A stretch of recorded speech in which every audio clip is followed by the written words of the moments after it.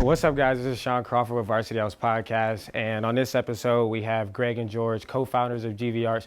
You might have seen them on Oprah, you might have seen them on ESPN, Fox Sports, NBC, BBC.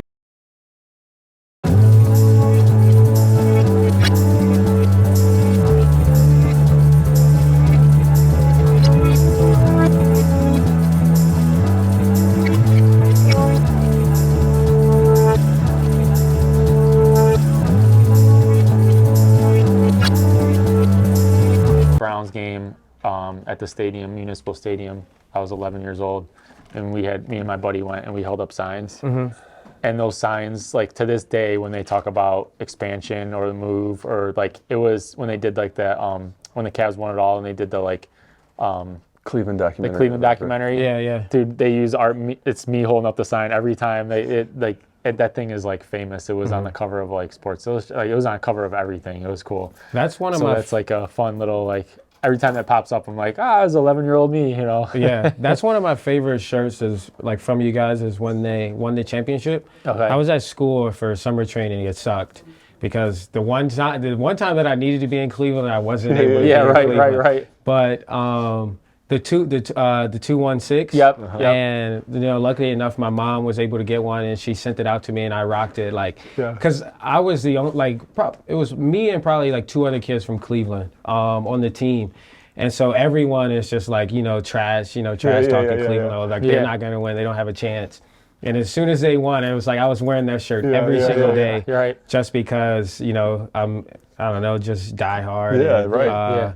But it was also just, great play on the words too. Yeah. But, you guys have been on, many shows, like BBC, ESPN, Oprah, a ton of shows, national shows. Yep. And so now you guys, I thank you for coming on Varsity House and, blessing us with your presence as well. But definitely want to, get your opinion and your thoughts on obviously Cleveland and just, the impact that you have made just on this city, and not only this city, but just the Midwest in general, and just, artwork and, being pioneers. And so want to thank you guys for coming on first off. Yeah. And so we're at GV Arts in Lakewood. There's 4 locations. I don't want to butcher them, but I believe it's Avon, Kent, Lakewood, and there's Willoughby. Yep. So if you're in the Cleveland area, you're good. West side, east side, and Kent's what, south?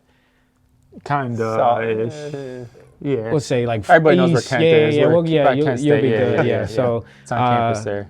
But again, on Varsity House. But I definitely want to ask you. You've been at this since 2007, and so like I said, you've been on Oprah. You've been on many of shows. Which so far has been your favorite one?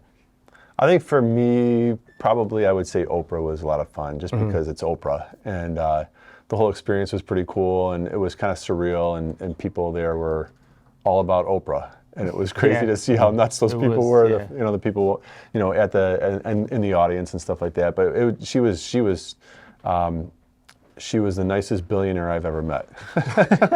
So she was great. But yeah, she was. I mean, some people you go on a show and you think like this guy just puts on an act, for TV, and she was like, super nice the entire time. And she carried it through, not only when the camera was on, but when it was off too. So it was fun. Yeah. What was your reaction to even just, maybe getting that call or getting that email? However, how did that even just come about?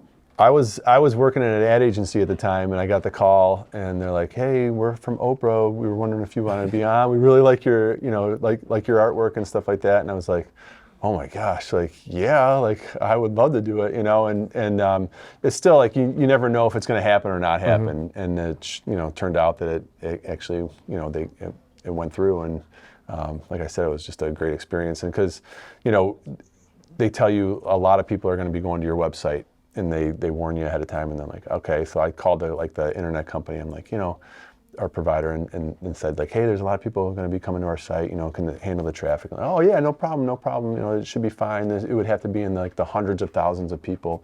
And I'm like, okay, that's cool.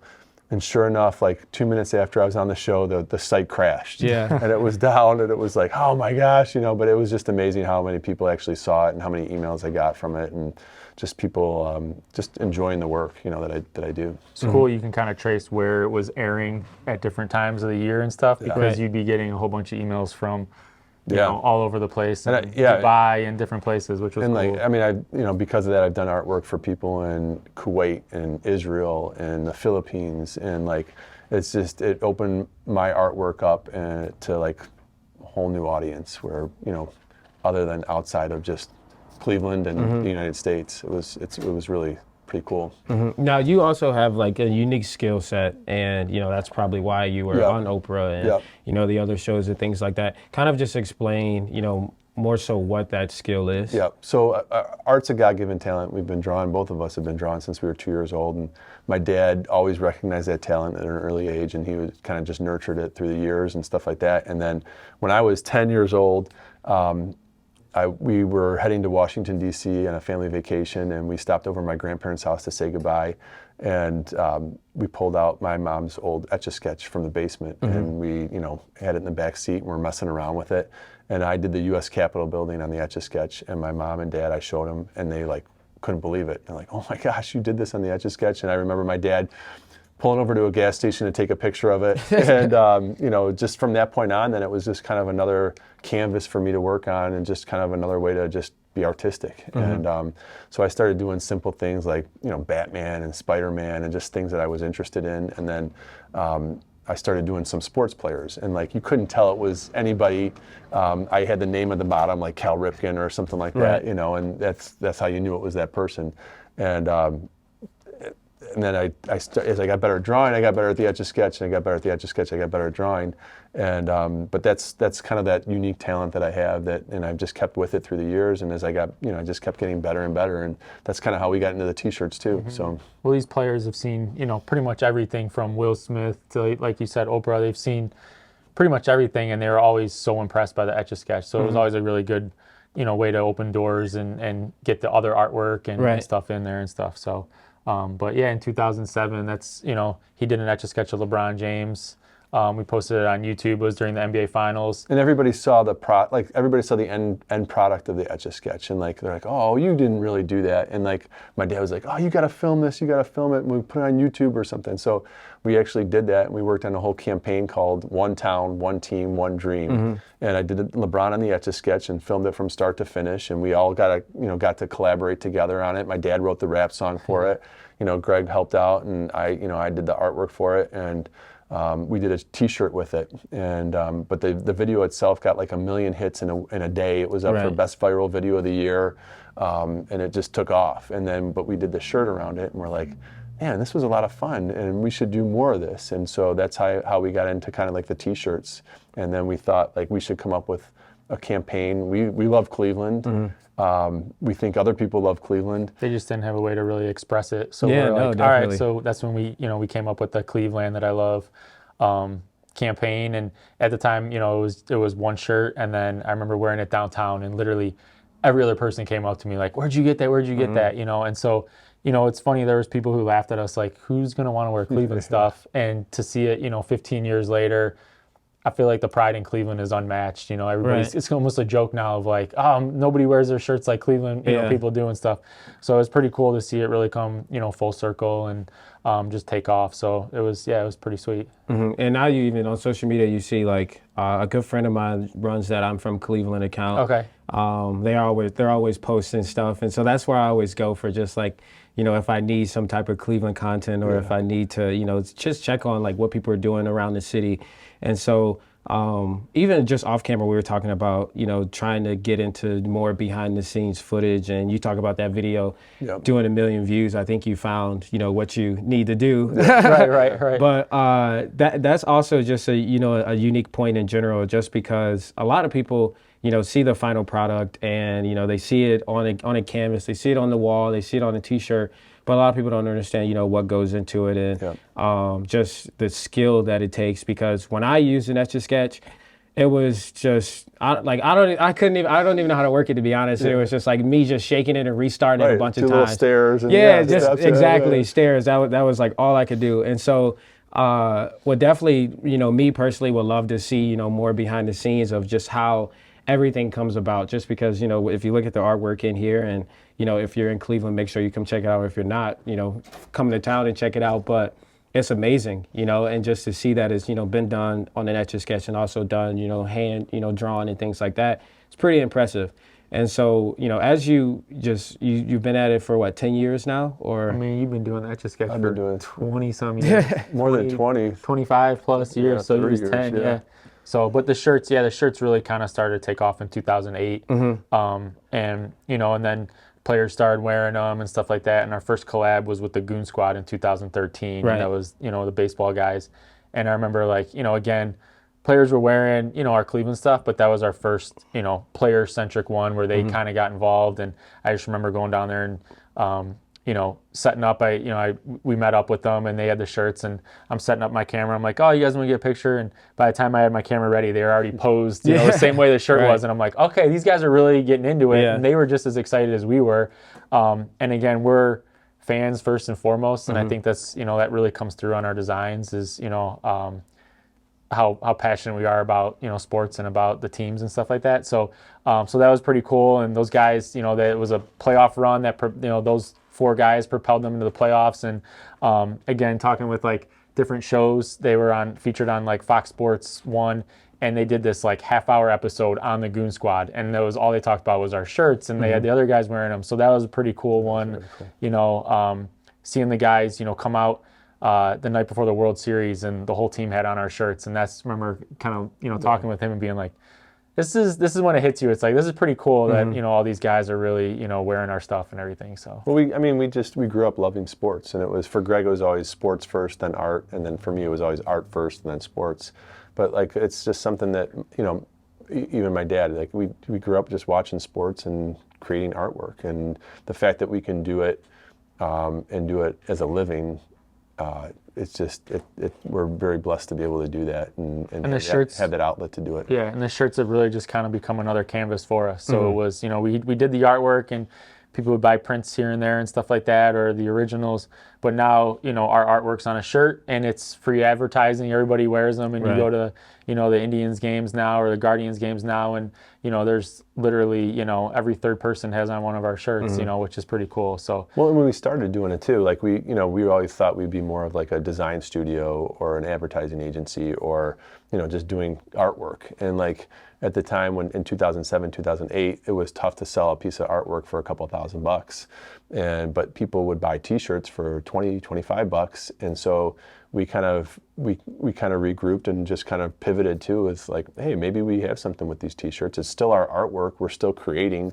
and no one was really doing that extent of the artwork and the creativity on the shirts. It was, and even to this day now, you look at, there's thousands of T-shirt companies, but no one's really kind of doing that unique artwork and kind of the slogans and different things, that we're doing. So still try to be creative with it and different than what's out there, And I think that's what, I think, and as you're doing it, you wonder if people really recognize that. But then the more, people come in and the more people buy your stuff, they acknowledge the fact that yours, our stuff is different than a lot of the stuff that's out there. So it's really cool to see, and people do appreciate it then too, You draw, actually a lot of your stuff. Have you ever, tried to do graphic or computer designing on any of it at all, or not really? It's actually, it's computer. It's computer generated as far as a lot of it's a combination. We'll draw drawing, it first, scanning it in, putting it on there. Times now we'll draw it, on the computer and stuff like that. So it's all hand drawn, but sometimes the process is easier to do it, kind of directly, through the computer and stuff like that than scanning it in like we used to. So. Now, how much faster, I'm sure it's, light years faster, but how much faster is the process from, starting at home in Lakewood in the garage to now having, 4 stores and, having to deliver a bunch of different shirts? How has the process changed throughout? It hasn't changed too much. I think that's, we have a part in all the designs. It's our hand and our touch on all the designs that we put out. And we're perfectionists, especially him. So it's, you might, honestly, there might be some really simple designs, but we've probably done 10 different versions of it and go back to that simple one saying, no, this is how we want to do it and stuff like that. So it's funny, there's designs that we'll spend probably 2 weeks designing, and then there's designs that we will knock out in 2 hours, but there's that same intent of like, is this the right way to do it? And so I think, you know, my dad comes from the ad side and ad agency, and so you know, we've always kind of nitpicked everything over and over. So there's times when I'm like, all right, just wrap it up. We're not going to sell anymore. We're this version, you know, when we can't decide and stuff. So I think we just, you know, we really, you know, take the time on each design, no matter what it is and stuff like that. And yeah. You enjoy it, yeah. But the process is probably pretty much the same as what it was when we started. And I mean, I think it's partially because we just enjoy that process, and we like it being our artwork, you know, and our stuff. So, has there been because you put so much time in, and there's, you know, obviously a ton of passion that goes into it as well. Have you ever posted or, you know, came out with a shirt that just flopped? Because it's like, for me, it's like, anytime I do a podcast or anytime I do anything, it's like, okay, this is the one. And then if it's not the one, it's like, oh, like I'm upset. But have you ever, you know, designed a shirt that just, you know, flopped where you thought it was, you know, this was the one? Only his ones, mine don't. No, I'm just joking. No, I don't think we've ever had one like flop, but it is funny because there's times when you're like, oh, this one's going to be awesome and we love it and it's great. And it doesn't do as well as you thought, you know, like, you know, still does well, but you're like, oh, okay, like I really thought that was it. And then there's other ones that we'll put together really quickly and they just take off and they blow up. And, you know, so it's just, as much as we think we can gauge how it's going to do or what, you know, what we can plan for, you just never know. So it's just kind of funny to see that sometimes where you're like, oh, we weren't expecting that, you know. So there's been a couple though that you're like, oh, this didn't do as well as we thought and stuff like that. But it's never been ones that we've like, it's been quicker ones that we're like, hey, let's just try this and see what happens. And you're like, I don't know if we really needed to do that and stuff like that. But the ones that we normally, you know, spend a lot of time on, we usually like they've done how we thought. Yeah. Mm-hmm. Have you had any favorite launches? I think that's, I mean, you know, for me, it's always cool when we get to team up with the player. Okay. Because, I mean, growing up, again, we were doing posters at the old Municipal Stadium and carrying them down there when Doug Jones was pitching and Corey Snyder was playing in the outfield. And, you know, we just have fun with our dad making posters and just holding them up at the stadium. And now the fact that we can kind of team up with a lot of these guys now and be able to create artwork around it and still, you know, and do a t-shirt around it, it's a lot of fun. Yeah. And so like anytime we can do stuff with the player, I think that's well, it's fun too cool when the player, you know, a lot of the players and agents are now coming to us, which is cool. But it's fun when, you know, when we first did the Chubb Batman shirt, you know, we're like, hey, what's he into? What is he, you know, what would he like to see? And at the time, no one really knew he was into Batman. It wasn't really a thing at the time. And so we, you know, his agent was like, yeah, he loves Batman. And so if you can think of any way to kind of incorporate that. So we did the Batman shirt, and just to see it take off. And then, you know, we did another version the following year, and just to really kind of see now, like, everybody in the city knows him as as Batman fan and stuff. And like, same thing with Myles Garrett. It was, you know, he's in the dinosaurs. So we did the like Jurassic Miles shirt, and, you know, everybody, you know, that took off. And so it's fun, you know, really kind of finding out what the player enjoys or what makes them different or unique, and really kind of just putting something cool that showcases that in the shirt. You know, there's a lot of, like I said, shirt companies out there that it's their name or number, or it's the same thing for all 30 guys they've done, where we like to, you know, treat each one as its own kind of design and what makes the player special and stuff like that. So I think the fans, as a fan and as passionate as Cleveland fans are, I feel like they really recognize that. So. Mm-hmm. I was going to say, even like when we were watching the Heisman Trophy, I mean, we grew up watching the Heisman Trophy ceremony, and, you know, I think that we put the Christmas tree up and it would be on or whatever, you know, and here we are, we're watching the Heisman Trophy 2 years ago or whatever, and Aiden Hutchinson has our shirt on, and you're like, oh my gosh, this was, you know, being televised on air on the Heisman, you know, the show, and I'm like, that for me was really, really cool, because you just have, you know, good memories of growing up watching that, and the fact that here is a guy that's up for Heisman, you know, the Heisman, and he's wearing our shirt, which was pretty awesome. Mm-hmm. Now, is there? I saw that you also, I think it was with Jose, but it was with a baseball player that you also the money that you made from the shirts you gave to their charities. Yeah. Kind of touch on that a little bit. Sure. I mean, Andrew Miller's a good one. Yeah. So yeah, if ever there's a way to tie something back to a player's charity or to a charity, we always try to do that. I know even with like COVID, we raised, I think it was like $50,000 for like the hospitals and first responders and stuff like that. So that was pretty cool. So yeah, it's always cool when we can kind of tie that back. And I know with like Myles Garrett, portion of the sales went back to the Footpath Foundation, and we were able to raise, over $10,000 from, just the one T-shirt. Andrew Miller, when they made that sweet playoff run, in the World Series and stuff.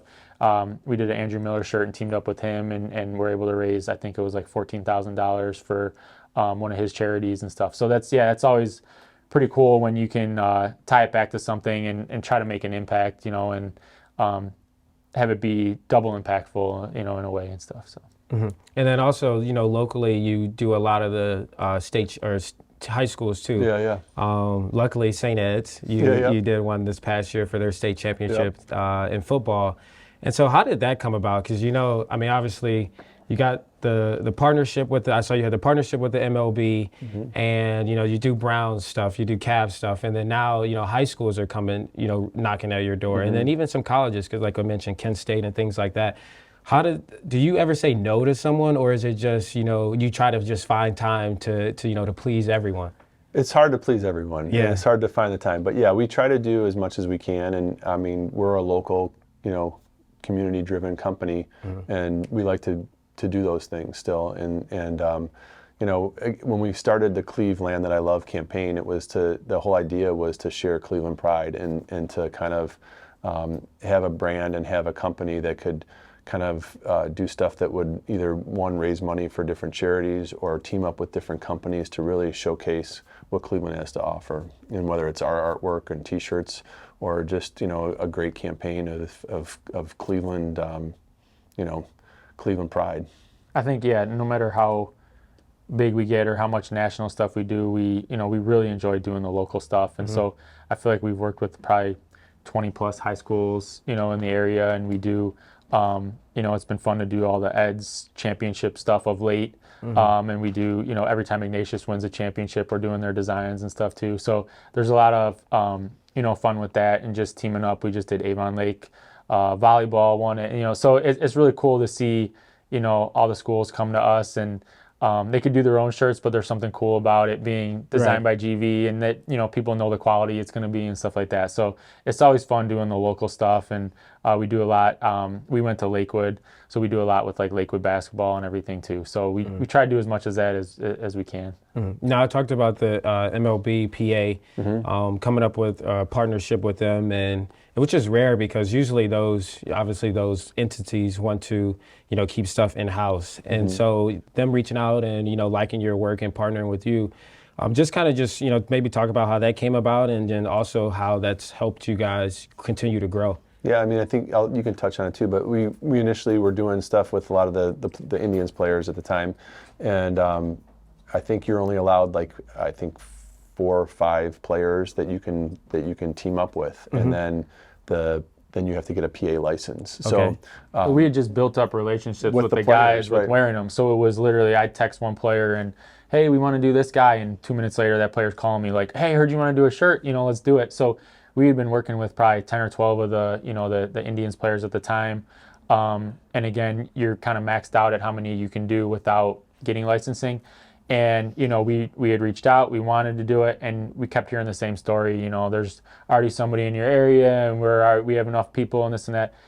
They happened to come into town for a game, came to our store, took, one look at the store here in Lakewood, and they're like, oh, you guys are not a typical T-shirt company. You guys are much more than that. And they're like, you guys will have licensing, by the time we get back to New York, basically. So that's been really cool in growing it. And, again, we work a lot of times, even now that we have the license, we still work directly with a lot of the players, but it makes it easier and a little bit quicker turnaround when this guy's hot during the playoffs. Let's do a shirt and, we can get it approved and don't have to wait for, the player or the agent or anything like that. So that's been cool. And the fact that, we can team up with any player throughout baseball, not just Cleveland, makes it pretty cool too. So we did an event, in Colorado for the All-Star game 2 years ago, and we had a booth and showcased a lot of our, new designs and player things and stuff like that. So that's kind of a goal of ours this year, is to continue growing the MLB guys and do more with our artwork. And so we're in, a couple different team shops and stuff like that throughout, the major leagues and stuff, which is cool. So I also think baseball is a great, niche, just because I feel like that's the one big sport that doesn't get a lot of, media recognition.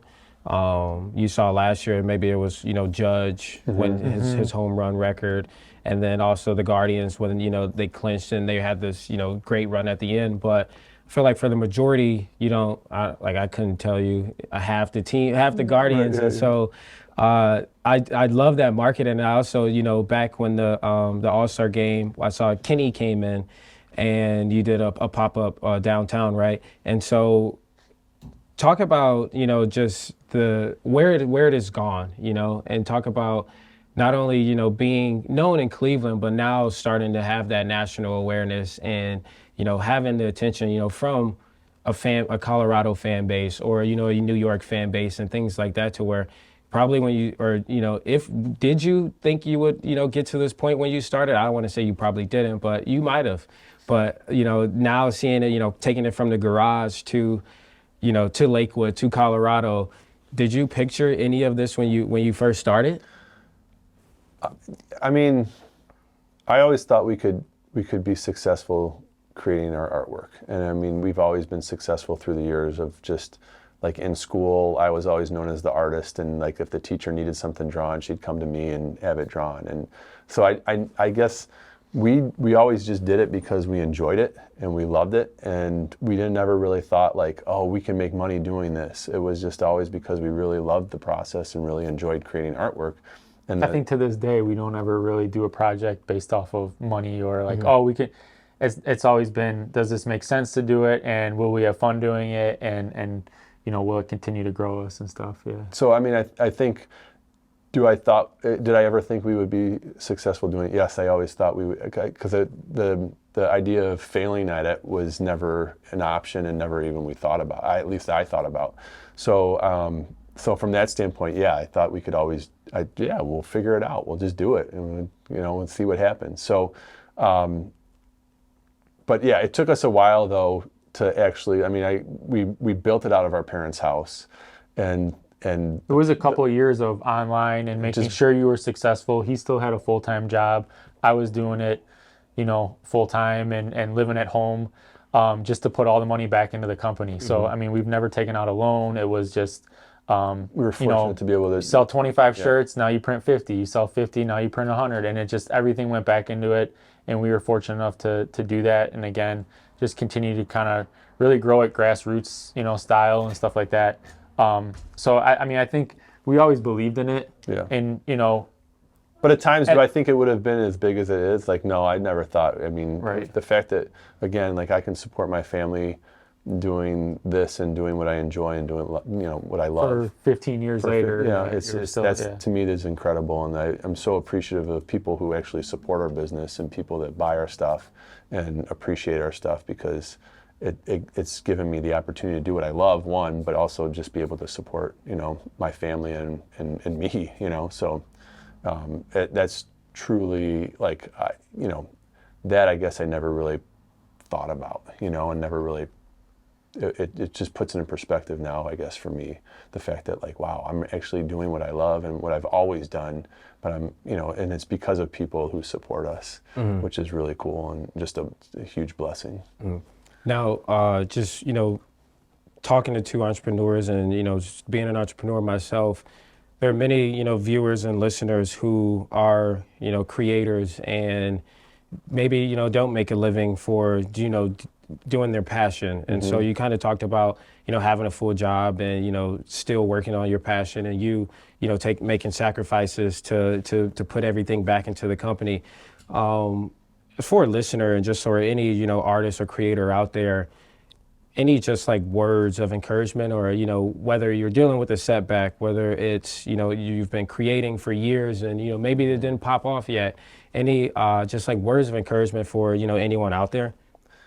I think for our standpoint, or at least from mine, like it seems like it's an overnight success. It seems like it happens like that, but it took years and years and years to get to the point where we're at. And like people will come in and say like, oh, hey, I'm doing T-shirts too, and like I would really love to that, how do you do this, and where do you make this, and where do you get them made, and this things and that took us 10 years to mean, perfect. Yeah. They don't see like even when we were at our parents' house and we would get an order and we got 5 orders today, and we were hand writing the envelopes, and dropping them off at the post office. And, it's like all those things that, we do now were because of the things that we were doing then. And learning. And that process of like understanding how it works and doing it over and over and go, there's got to be a better way. How can we do this?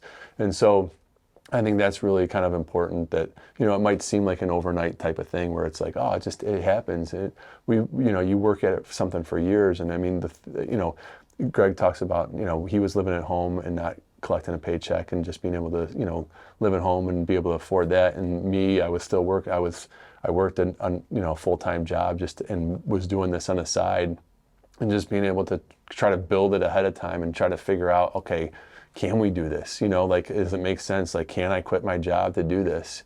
And even when you think you can do it, you're still like not sure. And I'm always, I always kind of plan for the worst. And I'm always thinking, oh my gosh, I got to this day. Yeah. I mean, I got two kids at home. I'm like, oh, how are we going to be able to do this? And this is years when we first started. I'm like, okay, I'm gonna go ahead. Like my wife's like, will you just do it already? Like it's time. Like go ahead and you have my blessing. Let's go.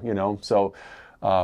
Even when you think you can be successful, there's always that doubt. There's always that, you're not sure. So I think you just, if you have something and you know how passionate you are about it, I think you have to believe in it, no matter how many times you fail. And, but like along the lines of that, I can remember my mom being like, all right, might be time to get a part-time job. And I'm like, no, I see this. And she's been nothing but unbelievably supportive the whole time and was in there doing the envelopes and stuff with us. So it wasn't like she didn't kind of know what was going on, but it was at that point of like, all right, you got to support yourself type of thing. And, but just really believing in it and knowing like, okay, no, I think there really is something here. And looking back at it and kind of seeing how far we've come and stuff, it is always a little overwhelming where you're like, okay, yeah, like this is pretty cool where it's at now, thinking about, again, all the struggles and the people who, we're laughing at you and who's going to wear Cleveland stuff, and the amount of stores we went into when we didn't have a store and, hey, this is what we do, and them rejecting you and turning your stuff away, and just still believing in it and knowing that there was something cool there. And then the other piece of advice is we've had to evolve. We thought we were going to be artist only or, an ad agency, and then the shirts came about, and then, hey, maybe you think this is a good style, but, we've never sacrificed, quality for anything.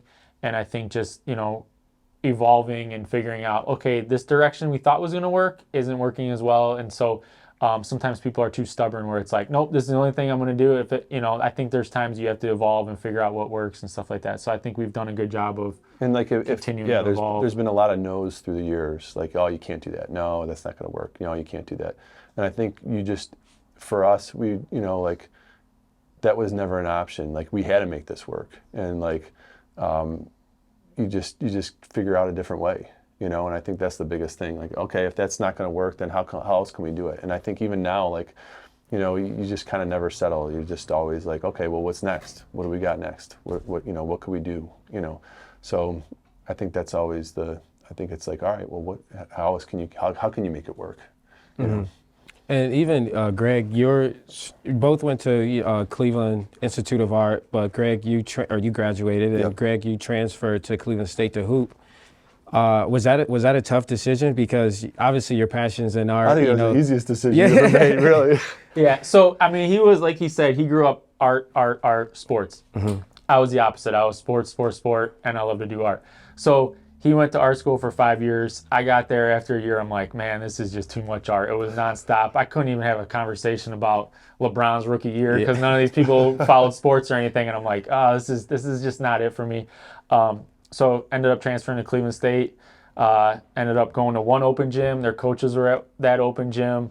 I played awesome against their starting point guard and ended up walking on and playing 4 years of basketball at Cleveland State. So it was the perfect. Well, I think it's even. I think this is cool too. I mean, Greg loved hoops. He was always. I mean, my son now. He was showing him clips of Jason Williams, but like the games weren't on like TNT and every night. And you get like one nationally televised game but a Greg, week, you know, Greg would back tape then. that game on VCR and go back and watch it and watch the highlights, watch his moves. I remember the Iverson commercial yeah. and watching it over and over, see how he did the move and stuff like that. So Greg was always loved sports, but he got cut his senior year in high school, and it like devastated him. And like for him, I remember like just what am I gonna like what am I gonna do? Mm-hmm. And so.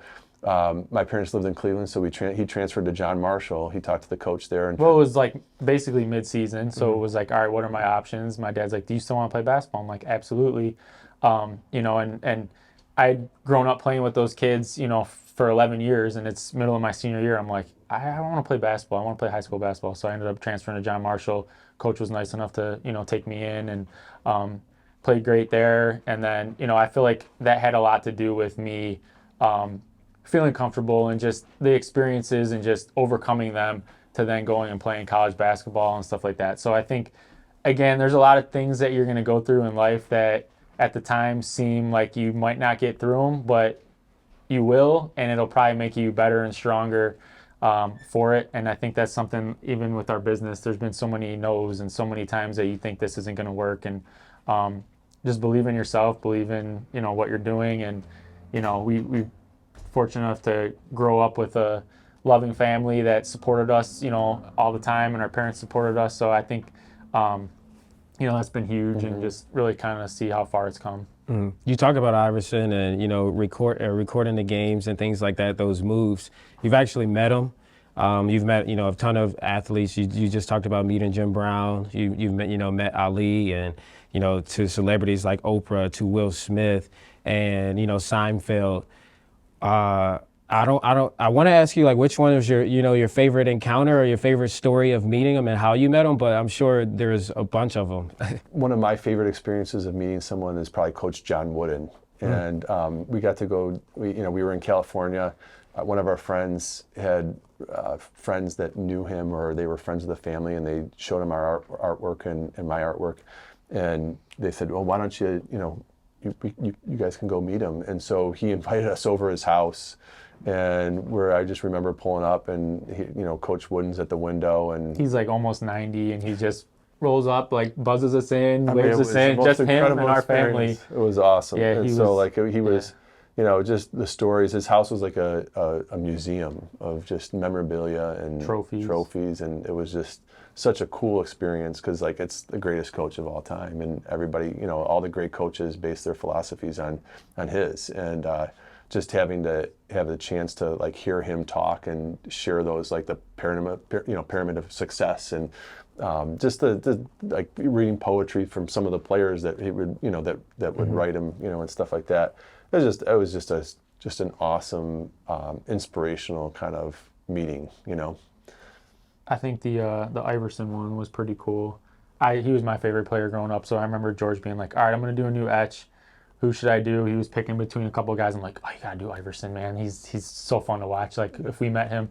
So I did a drawing, too, and I remember we got in the locker room and met Iverson, and I showed him my drawing. George showed him his etch, but, I mean, he was blown away. I remember, you know, showing him the drawing, which I did it. I was still in high school, and he's just like, he walked away. He's like, no way you did that, you know. So that was cool. And then, well, and he was an artist. He likes to. He was an artist. So it's cool to see how many of these athletes. Even we mentioned Jim Brown. Him and his wife came by our store here in Lakewood, you know, last year, and to hear him, you know, I'm sure everyone asked him about football, and everybody asked him about, you know, the same stuff. He loved telling us about how he loved to doodle and draw and all that. So it's cool because it has a different take to some of these guys and stuff like that. So that was cool. But meeting Iverson, and then from the Iverson meeting, we ended up meeting this guy, Charlie Mack, who had seen George on 2020. Yeah. And he was like, hey, didn't you want to meet Will? And George was like, Will who? He's like, Will Smith? And George's like, oh, yeah. He's like, all right, hold on. Right on the phone, right there on the spot, calls up. He's like, Jada, put Will on. And we're like sitting here like, really? Is this happening?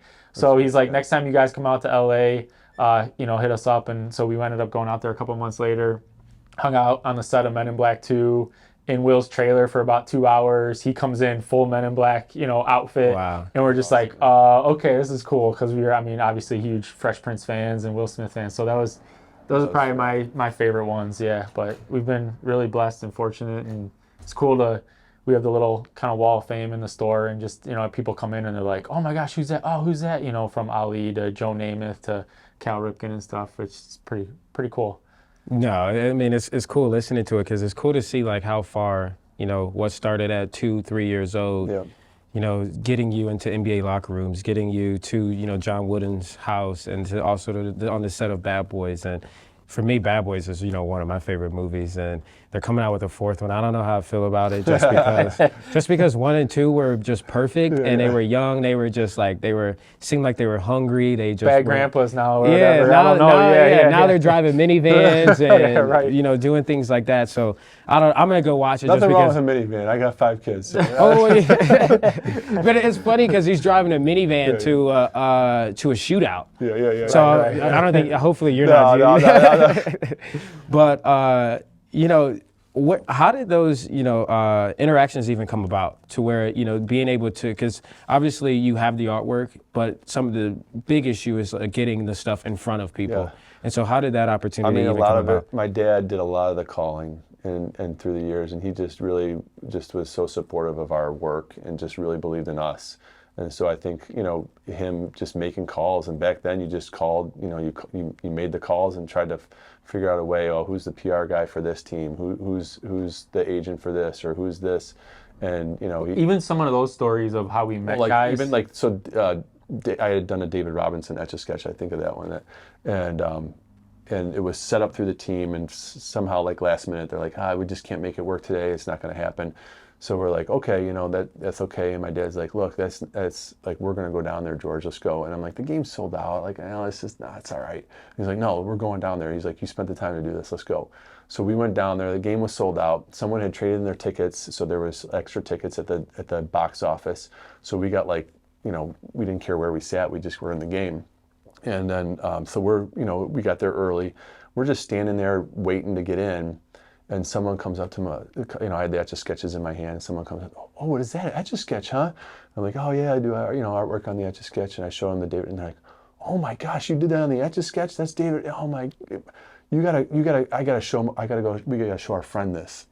I'm like, oh, okay, I'm like, just come with us, before the game or whatever.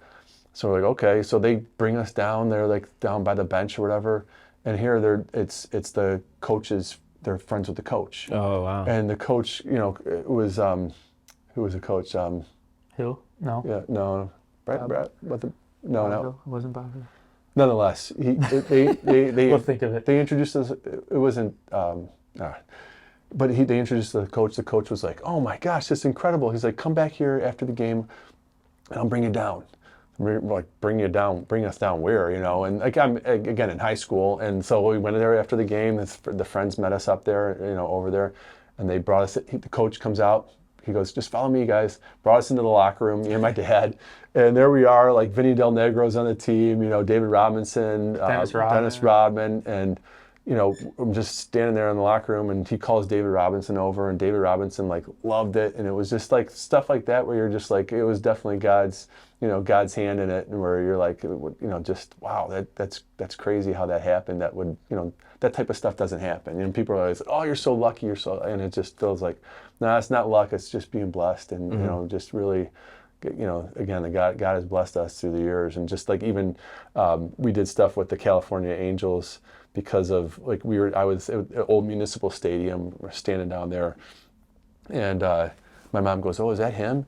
And he goes, Tim, I'm Tim. And we're like, and you're like, yeah. He's like, what do you got here? And I'm like, I show him the Etch-a-Sketch. He's like, oh yeah, I can take that down to, meet these guys or whatever. And I'm like, okay, and it was Tim Mead, who ended up being one of the directors he was the president at the Baseball Hall of Fame just recently, and just retired. But, he helped us through the years of getting guys on the California Angels and stuff like that. Just stuff where you're like, it was just definitely something, how it happened. It was, God's hand in it, and just, it was just pretty crazy. So, but those stories of meeting people, you're like, you know, my dad would make calls, you know, I would do the artwork and just try to figure out ways, or we'd just go down at the old municipal stadium and stand by the dugout, and as you know, players got to know me down there, they would come over, and it didn't matter where I was standing then, and they'd come, oh, what do you got, what do you got today, and stuff like that. And just those opportunities of calling different guys over, and we became friends with Sandy Alomar, early on, and Sandy's like, if you guys need anything, just let me know. And he just took a liking to my artwork way back then. And can you even remember like Ken Griffey? Yeah. Like this was like at the height of Ken Griffey, mania. And Sandy brought us down and got us, a chance to meet Griffey. And my dad would always, get pictures, we'd take the pictures and stuff like that. And I'll never forget, it was in the locker room area, but it was dark at the old municipal stadium. And you walked out in the concourse area, so like the door opened and like it was the concourse area where everybody walks by. But this was late, so it was late at night, and there wasn't much light there, and no one was around at that time because it was people had already gone. So my dad's like, oh, it's too dark down here. He's like, do you think we can get Griffey to go walk where it's like? And I remember him asking Sandy, and Sandy's like, I'm not asking him. You ask him. So I remember my dad asking Griffey, hey, can we go walk about 100 yards to over here to where we can go outside where you can get a little bit of light coming in. And I remember the entire walk, Griffey just like this pout look. And then the first picture, he's kind of like this. And then we have the second picture where someone must have said something or joked around. Sandy said, and he's smiling, and it's like our throw. But every time we always post it on his birthday or on some occasion, and everybody's like, oh my gosh, how'd you get that picture of Griffey and Sandy, who were two all-stars at the time and just up and coming. So but even that, like, I mean, Griffey, I got a chance to meet him in '97 at the All-Star game again, and I had done stuff even before that, but I was down on the field, and he was like, oh man, what's up, how you doing, and he just was really like, he remembered the Etch-a-Sketch, and he remembered me, and he saw me from a little kid to growing up. And even like Sandy now, like he's been in the store, and and even Bernie Kosar, a lot of these guys who I grew up with, taking my Etch-a-Sketch down there and just being a little, 12-year-old kid, and now being able to work with these guys again as an adult, it's just really, again, it's really cool and just really awesome. Mm-hmm. No, it's interesting to see, how far just art can go. Yeah. And, you having a passion, and both of you having a passion, and you put in, your blood, sweat, and tears into it, and being rewarded. And that's also cool to me, just to see, like, you got these celebrities, and you got these athletes who do things on a national level that everyone, the millions of people tune into because of their skill set. Yeah.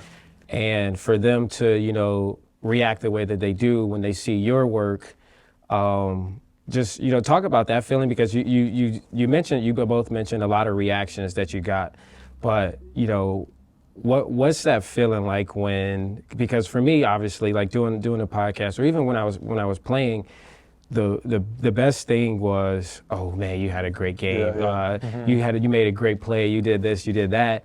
But I don't ever talk about that reaction or how much it makes you feel, or how it makes you feel on the inside. But obviously you put a bunch of time into something. Right. It gives you like a sense of peace, like you've accomplished something, like. Yep.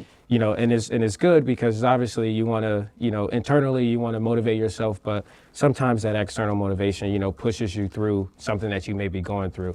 And so kind of just, talk about some of the reactions that you've gotten, like you've talked about a few, but on the inside, how did that make you feel? Did that just like motivate you? Did that, like, because a lot of people might have been complacent once they got, on set with the Bad Boys and saw Will and those things, be like, you know what?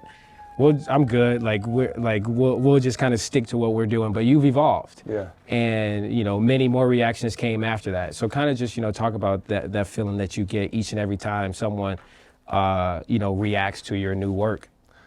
I think even way back in the beginning. Yeah, go ahead. Like I'm saying, with you and playing with a toy, and you've told this story before, as far as like Cal Ripken bringing you on the field, and these guys bringing you on the field. Playing with a toy growing up initially, and you're like, here I am in like 6th grade, and I'm playing with an Etch-a-Sketch, and like kids, I remember like, what are you playing with an Etch-a-Sketch for? And kind of teasing you, and all good fun, but it just, again, it's like, oh, I guess what am I playing with an Etch-a-Sketch for? But I enjoyed it, and it was just something that, again, it made me, it was enjoyable, made me happy, and it was another way for me to express, my artistic talents. And so I didn't really care what they said, but it does affect you a little bit. But I was down at the old Municipal Stadium. Cal Ripken brought me on the field, and my kids that were in my class saw this, and they're like, oh my gosh, like there's George, like, with Cal Ripken, and he's on the field and everything else. And I remember word got around quick at school the next day or whatever. And, they stopped making fun of me then, and they thought it was cool. So like that just is like a nice kind of, again, I don't need that affirmation, I guess, of having someone, because I'm used to like, it's because I want to do it, And so what comes of it is whatever comes of it, But I guess it's nice though when some of these guys that you look up to, as far as when you were a kid, and some of these athletes and stuff like that, and people that you admire, they look at it and something that you do and something that you create, and they're like, wow, that's incredible. Like, again, it makes you feel good. It gives you a little bit of extra motivation. But I think the thing with us was always like, all right, well, what, who's next? What do we? All right, what do we do now? So it's we're always like, it's like, yeah, it's cool. And like, I think when I was on Oprah, I didn't even, like, I'm not one to like tell people about stuff. So like I here I am at the ad agency. I was still at the ad agency, but I was doing the Etch-a-Sketch stuff on the side. I didn't even really tell anybody that I was going to be on, just because I was like, I don't know. I just didn't really want to share that. But like. So like that's my personality, but it's cool though when people do appreciate it and see it, and see the time that goes into something like that. You got anything? No, mine led to yours. Before we wrap up though, I do want to touch on your relationship. You're the younger brother. I'm sure you followed in his footsteps, doing art, also going to Cleveland Institute of Art. Obviously, you transferred and you had your own path and things like that. But then also, you being the older brother, watching him grow up and, also follow the same passion that you have. I want to get both your perspectives, on each other, and just like how much, he's motivated you, how much you've motivated him, just things like that. And because obviously when you are an entrepreneur and you have dreams and have a vision, I'm sure there's no person better to do it with than your family, your brother, and so definitely want to get both your perspectives on how each other have helped in this industry or to where you are today. Yeah, I mean, I think he was 5 years older than me, so I always grew up looking up to him and seeing him do the artwork, and at times it was motivating, and at times it unmotivated me because I'm like, I'm not nearly as good as him, and I think that's why. I was probably a little bit more sports because I was probably a little bit better than him, and even 5 years younger could hang with him and his friends, on the basketball court and stuff. But I think, just seeing him and the hard work that it took to put into things and the Etch-a-Sketch, and, everyone always asked me the question, hey, when you were, growing up, did you ever shake it, get mad at it? And it was like, that was never even a thought. Like, It didn't matter whether I was 5 years old or 8 years old or 15 years old. Like, because I saw all the hard work that went in, and I felt, I think probably even helped him, does this look like this guy? And hey, I'll find the pictures for you. So it was always very collaborative. And so even just on his Etch-a-Sketches, I feel like it was, my dad had a lot to do with it, and I had a lot to do with it, and it was always working together. And, to this day, I don't, obviously we wouldn't be where we would, but I don't think I'd want to be doing it if he wasn't involved. And hopefully he feels the same way. But just so cool to, again, be able to continue to grow it and know you have the exact same feelings towards it and passion towards it and outlook on it and goals. And, I think it's just cool because I, again, always looked up to him, and, I'll be like, hey, let's do this design. Just do your thing because I know it's going to turn out cool. Or, a lot of times he'll send something over and make sure I like it because he's not going to go through with it if I don't like it, So I think the fact that we are so supportive, but also our biggest critics too. So he knows if I like it, it's going to be good, and vice versa. I'll send him something, and if if I don't get much back from him, I don't think I'll keep working on it anymore. So Right. No, I mean, and we've always done stuff as a family together, and like that's the one thing I feel like we were always a close knit family, and like going to baseball games, going to in just even our games. Just I made sure I went to all of Greg's games because he went to all my games, and we went to a lot of games through the years. But like even going to the Major League Baseball games, and like it was always a family. It was never like. I don't want to do that. It was just like we always just did it together, and the fact that we were able to, with my dad and my mom and Greg, and like we were able to do it together as a family and be successful as a family. I think that's like there's no greater feeling, honestly, and like the fact that we're still able to do it and still enjoy it and be together and be successful together is just really special. And again, we've always had, a lot of people don't have that support from home, and they have that just encouragement from home and that nurturing from home. And we've grown up in a house where, like there was never a no. Like we grew up right down the street, and it was just like, just everything we did together was, we 5 years younger, but we were playing sports always together out in the front yard or backyard or playing hoops. And it just was, it was us, and now it's still just us. And even here, like we try to, we've found really great people, and we've been really fortunate to have really great people come work with us and for us. And it's never about like, they work for us. It's like, it's still like, it's a family. It's a family here. And the people that work for us now have been able to help grow our business, and we've been so fortunate, and it's like a family still. So I think that atmosphere is the way that we enjoy working, and it's not run like a business. It's not run like it's just us, two artists, two guys that love sports. My dad and my mom and my dad love sports and art, and we just figure it out as we go, I guess, in a way. Mm-hmm. See, I brought my brother here, so I had to, try to bring him along, but he wants to be a golfer, so nice. I gotta try it anytime. Nice. I gotta try. Luckily, the sun wasn't out too much today, and it wasn't too hot, or I would have lost him, and he would have been out golfing. Is he any good? Let him tell. Are you good? I'm pretty good. Nice. I play a lot, play in tournaments and stuff. So. Oh, nice. Awesome, okay. Man, I'm young, so might as well be able to try. So. Absolutely, yeah. So nice. Anytime he's not on the on the course, I try to drag him out here with me. But no, I definitely appreciate you, Greg and George. I appreciate you guys. Coming on Varsity House, but also taking out the time of your day and allowing us to come in your space. And we'll definitely do a vlog because the space is just too great not to show. Yeah.